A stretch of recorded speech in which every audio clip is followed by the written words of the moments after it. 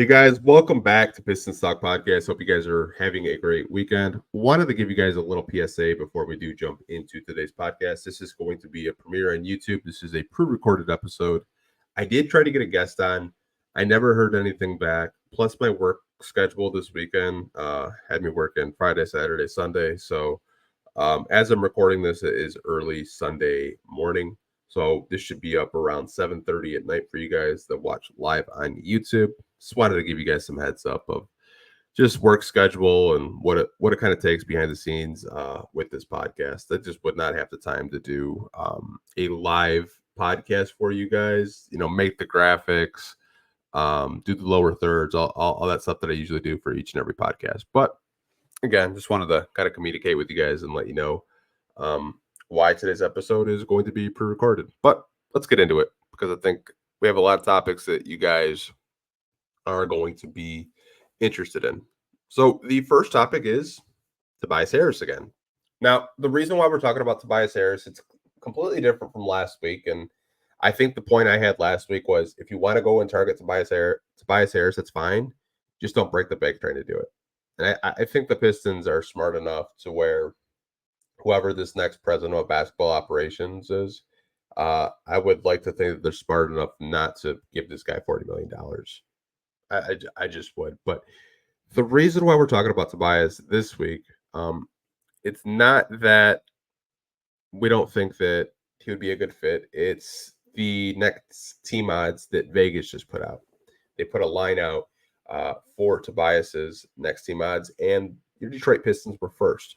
So I'm going to put the graphic on the screen for you guys to see. So your Detroit Pistons were a minus 120. They're the odds-on favorite to sign Tobias Harris this summer at minus 120. Then you have the Utah Jazz at plus 500, the Oklahoma City Thunder and the San Antonio Spurs at a plus 550. Then you have the Charlotte Hornets at a plus 650. And as you go down the list, then you start getting these Chinese, Asia, European, and even Arabic teams down the list. You have at 6 at a plus 1500. I'm trying to say this with a straight face. You guys can't see it, but I'm laughing. Shanghai Sharks. Then you have the Quo Gold Eagles. Probably butchered that. They're at the 7th best odds with a plus 2500, right behind the Beijing Ducks, also a plus 2500. Then you have a European team, some pirate team at a plus 3000. And me being Lebanese, I'm actually laughing at this like a lot. The Lebanon Leprechauns at a plus 4,000 with Tobias Harris. Now, I also did put Tobias Harris's box score from the first round of the playoffs against the New York Knicks. He had one good game, you guys. He had 19 points in one of their games against the Knicks. That was a win for the Sixers. But if you look at all of his games, 7 points, that was a loss. 10 points, 8 points, 10 points, 19 points, 0 points. I'm not opposed to the Pistons going out and signing Tobias Harris. I'm not. I'm opposed to them breaking the bank to sign this guy. I don't think $30-40 million would be a smart investment for the Pistons if they want to get better, if they want to get out of the hole that they're currently in. You know, you won 14 games this year. The year before it was 17. You want to get better. You want to get Cade more help. I don't think maxing out a guy like Tobias Harris at this stage of his career would make a whole lot of basketball sense if you want to get better. But that's just my opinion on it. That's been my opinion. That was the opinion I had last week. I said if you want to get Tobias Harris, 15 to 20, 25 million should be your max of what you'll offer him. If it gets more than that, just walk away. There are plenty of free agents out there that you could sign that make more sense. You could fill out your bench. You could get more backup center help. You could get more wing help, more backup point guard help. Like you have $60 million in cap. Don't waste half of it on a guy that might get you from 14 wins to 28. Doesn't really make a whole lot of sense. You got to look at the long-term goal here. And a lot of these guys that are on rookie contracts are going to need to sign new contracts like Cade Cunningham, like Jalen Duren, like Jaden Ivey. So you have to take that into consideration. But did want to talk about it for a couple of minutes about him having the best odds to sign with your Detroit Pistons this summer. Just want to take a drink of water and we'll get into the next topic. So the next topic we have is Kyle Kuzma. Now, Bleacher Report had made an article this week, and it was a bold trade prediction. Now, this is a mock trade. Now, this isn't anything reported or anything like that, but I saw a lot of Pistons fans getting in fights over this trade proposal. Now, they weren't getting in fights over the idea of Kyle Kuzma. I think a lot of people were opposed to Kyle Kuzma. They were getting in fights over what was attached in this trade. And I saw so many people on Twitter, even Facebook, get upset over a draft pick. Now, I'm going to put the trade proposal on the screen, and you guys can react to it as well. So the trade proposal was the Pistons would receive Kyle Kuzma in a trade, okay? The Pistons would have to send Isaiah Stewart, Marcus Sasser, and this is where people just, they saw the draft pick and they got like PTSD. A 2029 first, top 5 protected, and a 2027 second round pick. Now, you guys, if you can get a 20-point per game scorer without giving up Jaden Ivey, Jalen Duren, Cade Cunningham, or Sar Thompson, do it. Do it. Like, are we serious? You're upset over a 2029 first round pick? 5 years out? You guys, we're in 2024. The Pistons' goal should be a top 5 seed in the next 5 seasons. It shouldn't be, no, we traded our top 5 pick. It's top 5 protected to the Wizards in 2029. No, now we don't have a pick. You shouldn't be worried about that. You should be worried about this team getting better. If you can get a 20-point per game scorer like Kyle Kuzma, insert him in the starting lineup next to Cade Cunningham, that makes so much sense to get Cade the spacing he needs. Kyle Kuzma is a 3-level scorer. Obviously, defensively, we know what he is. He's not a lockdown defender by any means, but he's a guy that could change a lot for this team offensively. I actually like this trade. Obviously, you lose Isaiah Stewart in a mock trade like this. You lose a Marcus Sasser, but if you don't have to give up any of your core guys to get a guy that can get you a cool 22 points a night, I'm down. I don't know about you guys. I don't really see why Pistons fans were upset over a 2029 top 5 protected pick, but I know you guys all have a lot of strong opinions about that. Just want to talk about it for a couple of minutes. I really didn't understand the riffraff with fans being upset. I happen to like Kuzma. He was a guy that I wanted the Pistons to go out and get last summer. But obviously they thought Joe Harris was that guy.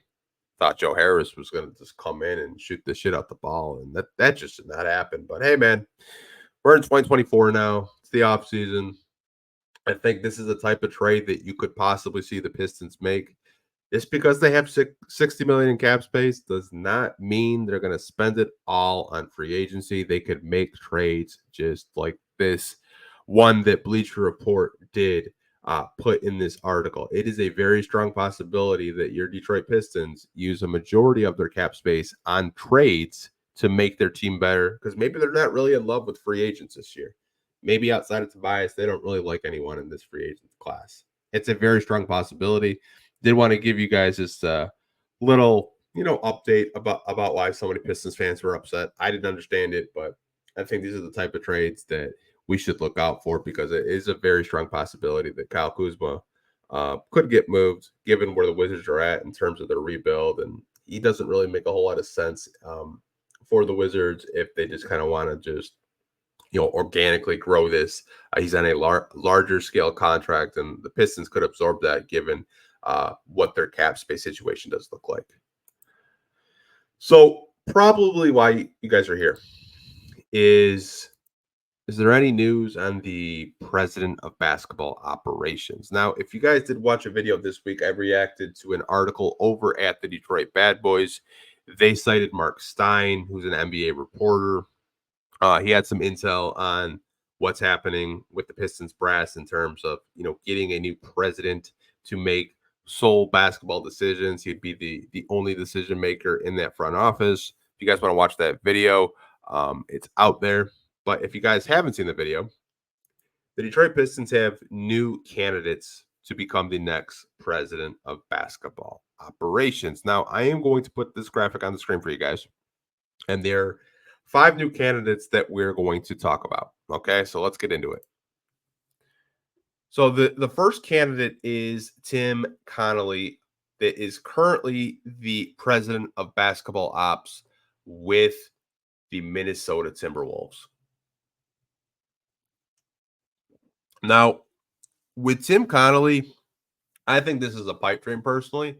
With him, I think I told you guys maybe a month or two ago when we were talking about this very briefly. He's a guy that you have to be on the radar for and look out for because he has an opt-out in his contract. Now, he signed a 5-year, $40 million contract with the Timberwolves, but he does have an opt-out in his contract this year where he could just walk away. And the reason why I bring that up is there is a lot of tension and turmoil currently with the ownership group with the Minnesota Timberwolves. If you guys follow the Timberwolves, you guys should know that Alex Rodriguez and Mark Lore wanted to buy the team, and Glenn Taylor is just making it very difficult for them to, complete the transaction, saying that, they don't have the funds, they don't have the money. So there is a small chance that Tim Connolly does not want to be a part of this dysfunction with the old owner and the new owners trying to buy the team. So there's a slight chance that he might want to opt out. And in that case, Mark Stein did report the Pistons would be extremely interested and they would be all in on Tim Connolly. If you guys aren't too familiar with him, before Minnesota, before he built that team and kind of structured the Rudy Gobert trade, he was in Denver for a number of years, drafted guys like Jamal Murray in the mid-lottery, drafted guys like a Nikola Jokic, structured the trade for Aaron Gordon to Denver, and he kind of built Denver in what they are today.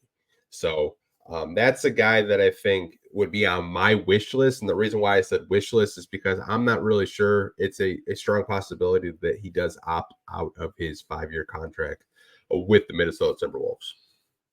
So number 2 on the list is John Horst, who I think is actually going to get the job.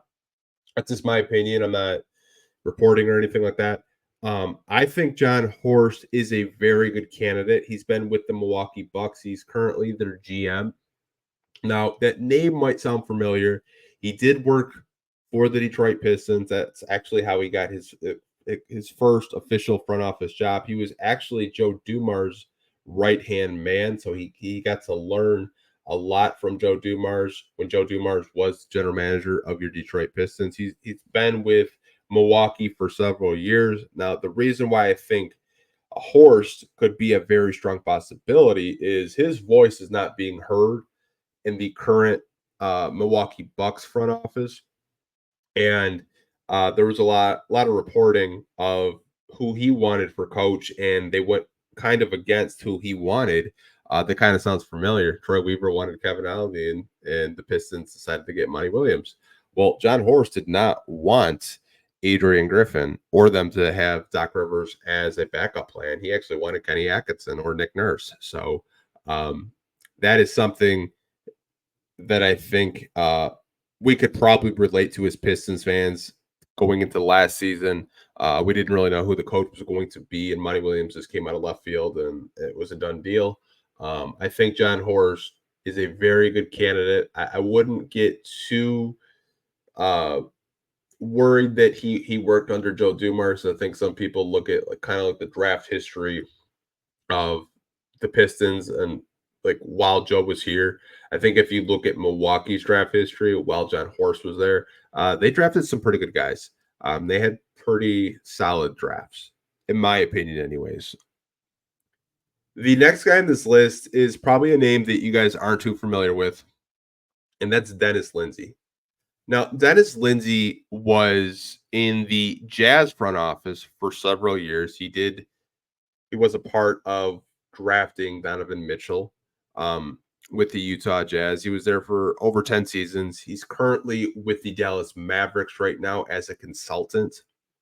Now, I think he would kind of be an under the radar type of guy that the Pistons may try to target if, plan A or plan B don't go their way. Just a name to look out for if you're a Piston fan. That's all I really have on Dennis Lindsey. Couldn't really find too much on him on the internet like I could with John Horst and Tim Connolly for whatever reason. I don't know. Maybe it's because he was a GM in Utah, but hey, you never know. Now, this is a name that has been talked about a lot, and I think he's being talked about for the wrong reasons, and that's JJ Redick. And let me explain what I just said. He's being talked about for the wrong reasons. So I was listening to 97.1 The Ticket this week, and they were absolutely just shredding the idea of JJ Redick being in the front office. Not because of who he is, not because he's a podcaster, not because he has, no front office or even head coaching experience for that matter. It's because who JJ was represented by when he was a player. JJ Redick's former NBA sports agent was Arn Tellem. And we've kind of talked about the nepotism in the front office with, Arn Tellem has his son working in the Pistons pro scouting department, which, hey, it is what it is at this point. I'm just going to say this about JJ Redick.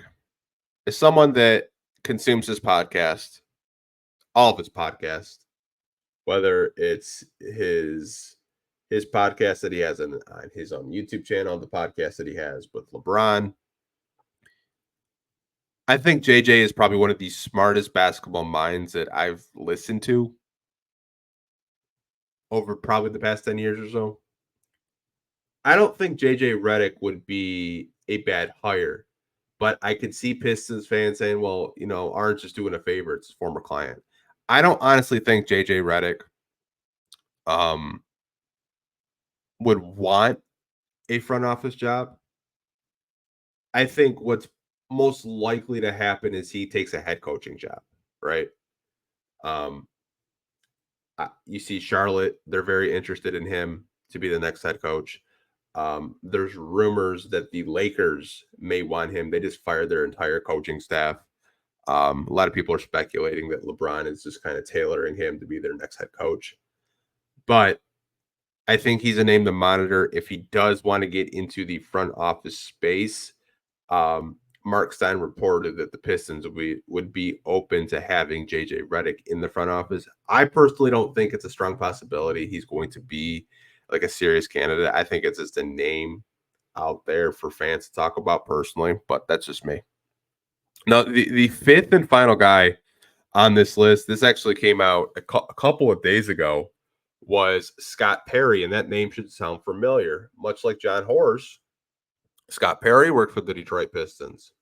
Now, Scott Perry worked for the Pistons as a college scout, and then he got promoted, I believe, as a player personnel within the Pistons organization. Now, he worked for the Pistons from 2000 to 2006, and his most recent front office gig was with the New York Knicks. Now, obviously, you can kind of look at Scott Perry and kind of look what the Knicks were under his tenure. I think he's a guy that I would keep an eye on. Would not be surprised if he got an interview or two. He's from Detroit. He has a lot of ties. And I think the Pistons want to get back to guys that have ties to the Pistons in previous years. Because since Gores has come here, he's completely wiped out what Joe Dumars built, obviously. He got rid of Joe. He got rid of all his scouts. He got rid of medical staff, everything. I think that's why you see guys like John Horst and Scott Perry on this list, just because they were in the Detroit Pistons front office together when the Pistons won a championship in 2004. But, I mean, those are the top five guys that we could possibly see get interviews to become the next president of basketball ops. Again, I think John Horst is probably going to get the job. He's been a guy that his name has been consistently talked about since they started their search over a month ago in April. I don't really know when they are going to hire this next president of basketball ops. I'd like to assume it's going to be before the NBA draft. We have the draft lottery. I believe it is next weekend. I could be wrong with that. I think it's on Mother's Day. But that just me. I think John Horst is going to be your next president of basketball ops.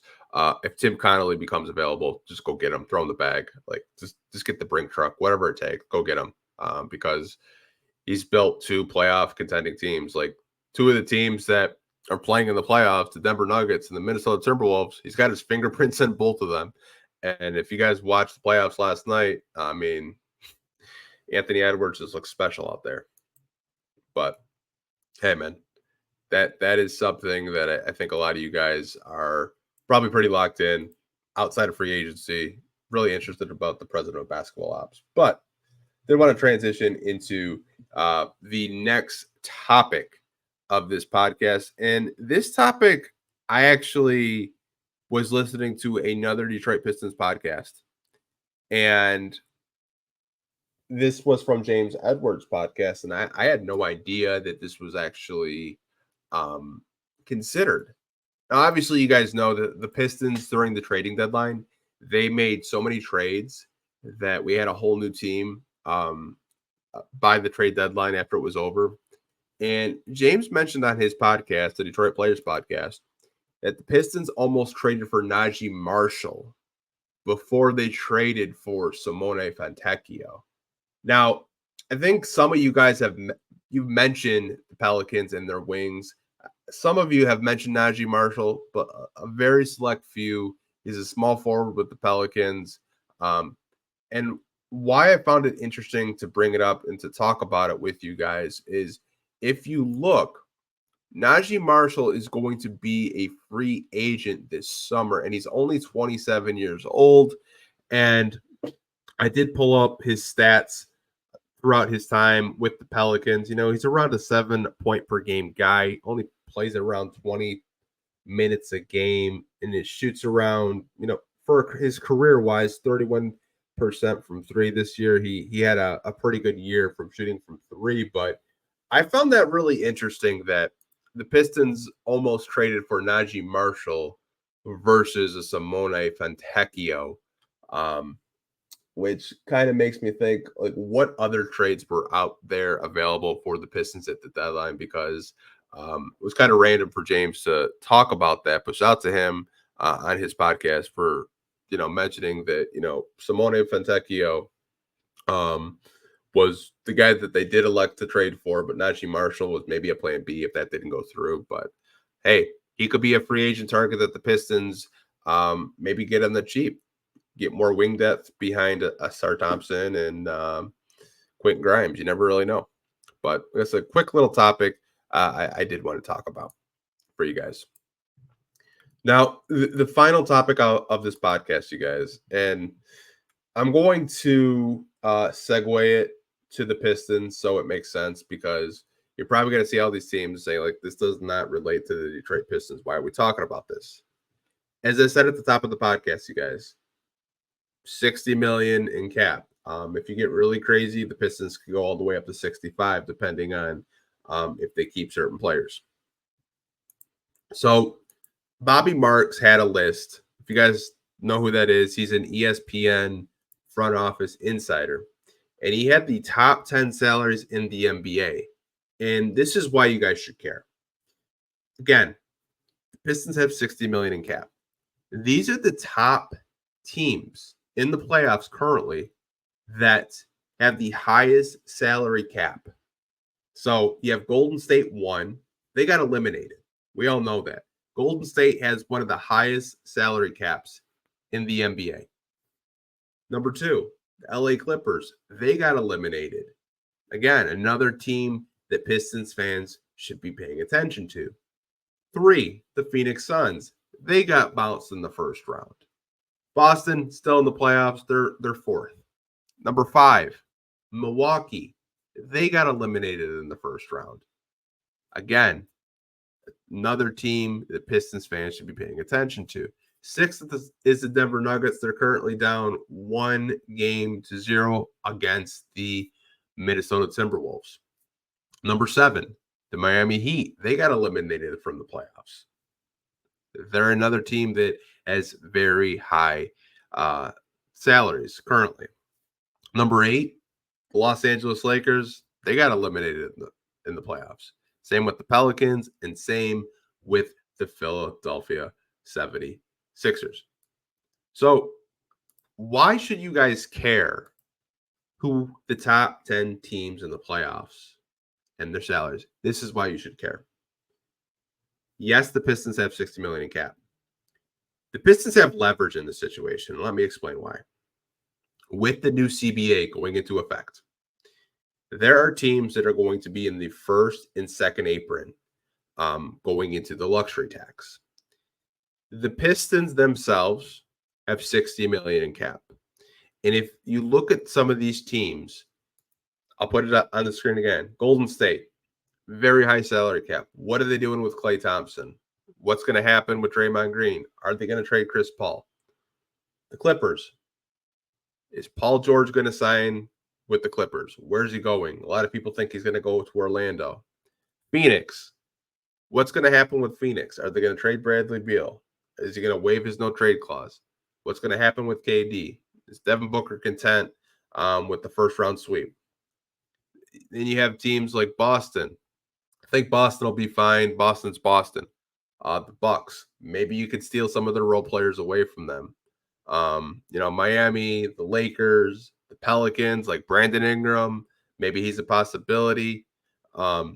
These are teams that you guys should really be paying attention to, looking at their rosters, because there are some players that the Pistons could swipe from them because their salaries are through the roof and they don't want to get into those first and second aprons. That's why you guys should be paying attention to that, because I honestly think the Pistons may sign 1 or 2 guys in free agency and they use that rest of their cap space on trades, because they have so much leverage right now because they're not anywhere near a first and second apron. They have the cap space to quote unquote bail these teams out. But at the same time, the Pistons can have so much control over these teams that don't want to, luxury tax their team out, that are first round exits in the playoffs. Like the Pelicans got, Pelicans got eliminated. Suns got eliminated. Like those are teams that the Pistons can fully take advantage of and try to help these teams get out of cap space hell, possibly, trade some players, trade some picks, get some future picks from the Pistons. You never really know. The reason why I did want to talk about that is because I think it's something to monitor if you are a Piston fan. I really do. I see a lot of you guys that do talk on our group chat, so focused on free agency, and deservedly so. I think that's where a lot of you guys get your it gets your attention in terms of cap space, because we're like, oh, they're a free agent, let's offer them something. We have 60 million cap.